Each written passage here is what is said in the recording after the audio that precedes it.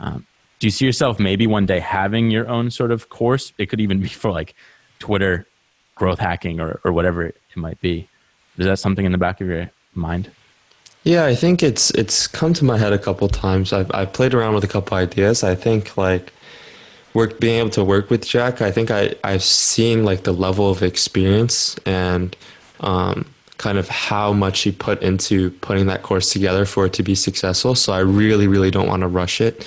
I think that the number one mistake you see is a lot of people are just trying to monetize too quickly. I think Tim Ferriss has an amazing quote where he talks about he could have started monetizing his podcast really, really early on, but he kind of went through the steps and showed the audience like the kind of growth that would have capped off versus like if like what he actually did and just left it unmonetized for a while.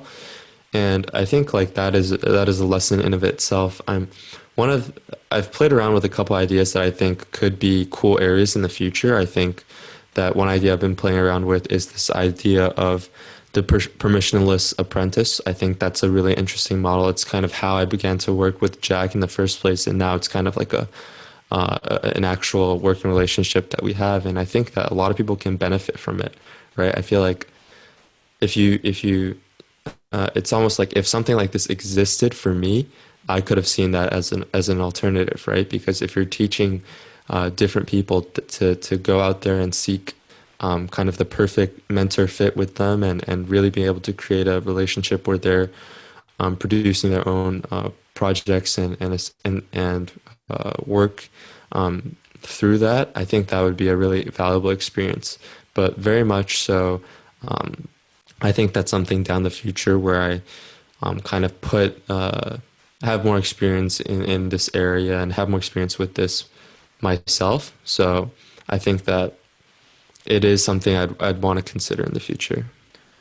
Yeah, I think that was my first job. I actually kind of did it in college as well. I was a YouTuber, and he had several 100,000 followers, and he had his own course that sold millions of dollars worth of revenue. And it was just mind blowing to see what's possible when you do it right. And it all came down to, in my case, a cold email. I know you're a fan even more of the DM on Twitter. Is that like pillar wise, would you say usually having a portfolio, which is why Twitter's nice? Is it like have a little portfolio, offer value? Like what are some of the core pillars of your model? Yeah, I would say basically don't ask for anything in return too early, right? Like that's the permissionless part, right? Like you're doing it without their permission, but you're also not looking for anything in return at the start, right?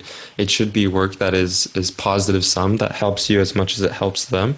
And then they'll be appreciative of kind of what you've done for them. And then you can kind of reach out and say like, here are some things that I would want to help you work on. Or here are some things that I think could benefit you.